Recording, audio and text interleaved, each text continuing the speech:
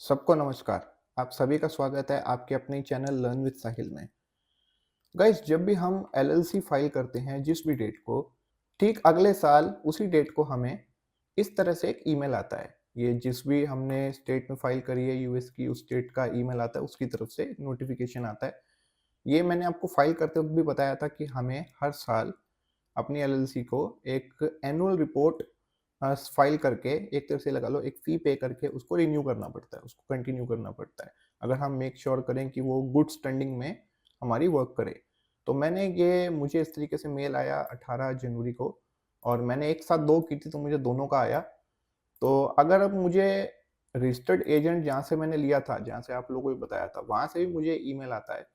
और यहाँ पे अगर मैं एक बटन क्लिक करूँगा तो ये मेरे बिहाफ़ पे फ़ाइल कर देंगे, जो भी ये ड्यू डेट है, इससे पहले करना होता है।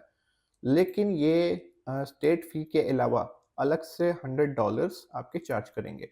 अगर आप ये चीज़ डायरेक्ट करते हो खुद से, तो आपको सिर्फ़ ये स्टेट फ़ी ही देनी पड़ती है, ये $100 आपके बच जाते हैं। और उसको फ़ाइल करने की प्रोसेस बहुत ही आसान होती है, बहुत सिंपल होती है। मैं आपको इसी वीडियो में बताऊँगा कि इसे कैसे फ़ाइल करते हैं। एक कंपनी की मैं कर चुका हूँ इसकी, दूसरी की मैं आपको अभी यहाँ पे करके दिखाता हूँ। तो सबसे पहले हमारे को ये यूआरएल मैं आपको वीडियो के डिस्क्रिप्शन में भी दे दूँगा। कॉपी करके इसे एक न्यू टैब में ओपन कर लेना है। इसके बाद यहाँ पे हमको अपनी कंपनी का नाम या फाइलिंग आईडी जो भी पता है वो डालना होता है। मैं यहाँ से कंपनी का नाम कॉपी कर लेता हूँ।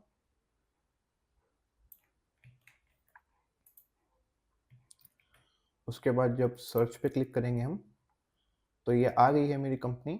इसे मैं यहाँ से सिलेक्ट करूँगा,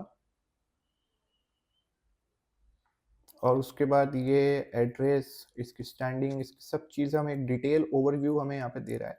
एड्रेस मेरा प्रिंसिपल एड्रेस और ये मेलिंग एड्रेस दोनों सेम है, जो रजिस्टर्ड एजेंट का मैंने बाय किया था, उसी को मैंने कंटिन्यू किया है। तो मैं एक बार यहाँ पे हो सकता है आगे इसकी ज़रूरत पड़े तो मैं एक बार इसे पेस्ट कर लेता हूँ यहाँ पे। उसके बाद आपको सिंपली यहाँ पे फाइल योर एनुअल रिपोर्ट पे क्लिक करना है।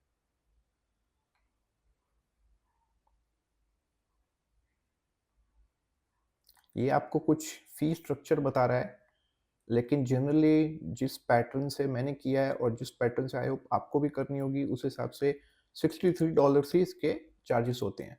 अगर आप सीधा यहाँ इस पे पढ़ना चाहें तो आप पढ़ सकते हैं, अदरवाइज़ आप सिंपल यहाँ पे फाइल और print your annual report now पे क्लिक करें।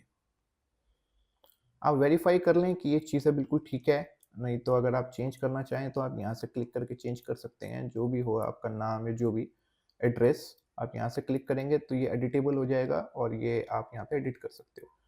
अदरवाइज़ आपको अगर सब कुछ ठीक है तो आपको यहाँ पे नेक्स्ट पे क्लिक करना है।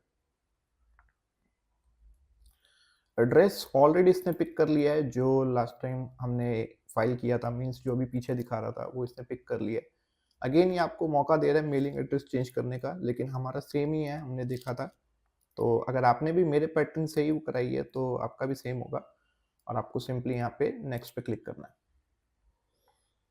अगेन ये प्रिंसिपल ऑफिस एड्रेस कंफर्म करने के लिए कह रहा है, ये भी इसने अपने आप से पिक कर लिया है, इसने नंबर भी पिक कर लिया है यूएस का, इसने मेरी ईमेल भी पिक कर लिया है। जो जो यहाँ पे एस्ट्रिक लगा हुआ रेड कलर का वो इंपॉर्टेंट होता है, जिस पे एस्ट्रिक नहीं लगा हुआ उसे आप, वो ऑप्शनल होता है, उसे छोड़ सकते हो।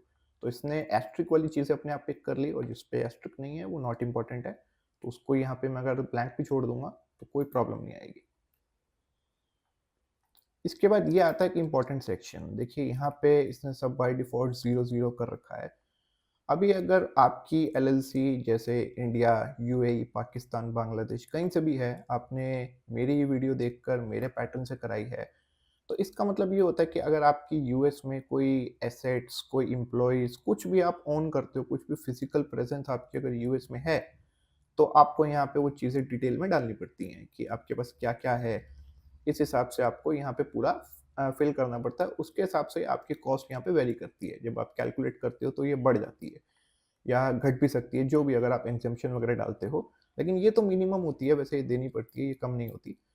बट ये ऊपर अगर आप ये चीज़ें करते हो, अपने हिसाब से आप इसे एडिट करते हो, तो ध्यान रखना ये तभी एडिट करना होता है जब आपका यूएस में फिज़िकल कुछ एक्सिस्टेंस है, आपके एम्प्लॉइज़ हैं, आपकी एसेट्स हैं, कुछ भी है, आपका ऑफ़िस है, तभी आपको ये चीज़ करना पड़ता है। बट अगर आपने as a non resident online file करके, जैसे मैंने आपको बताया था आप ऐसे कराते हो, तो उसमें आपका एक सर्विस बेस्ड बिजनेस है या कुछ भी है, मतलब ऑनलाइन काम करते हो, तो इसमें से कुछ भी आपको यहाँ पे करने की ज़रूरत नहीं है। आप सिंपली यहाँ पे नेक्स्ट पे क्लिक करेंगे। अभी $60 दिखा रहा है, लेकिन ये कुछ एक्सटर्नल फीस के साथ इसकी जो भी एक्सक्लूडेड है यहाँ पे, तो ये $62-63 के करीब हो जाएगा। तो यहाँ पे नेक्स्ट पे क्लिक करते हैं। ये फिर से एक बार कंफर्म करने को बोल रहा है, तो इसे एक बार देख लेते हैं ओवरव्यू कि सब ठीक है, क्योंकि ये मैं प्रैक्टिकली फाइल तो कर रहा हूँ, लेकिन ये मेरी ही कंपनी की है, तो वो चेक कर लेता हूँ। मतलब ये कोई डेमो कंपनी नहीं है। ठीक है सर, तो यहाँ पे कंटिन्यू पे क्लिक करते हैं। अब यहाँ पे मुझे मेरी डिटेल्स एंटर करनी है। मेरी मीन्स जो फाइल कर रहा है उसकी। अगर आप फाइल कर रहे हो अपनी, तो यहाँ पे आपको अपनी डिटेल्स एंटर करनी है।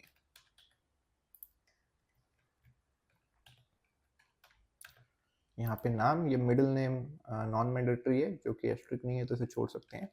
और मिडिल नेम मेरा कुछ है भी नहीं। और यहाँ पे मैं अपनी ईमेल एंटर कर देता हूँ। सेम ईमेल मैं यहाँ पे पेस्ट कर लेता हूँ।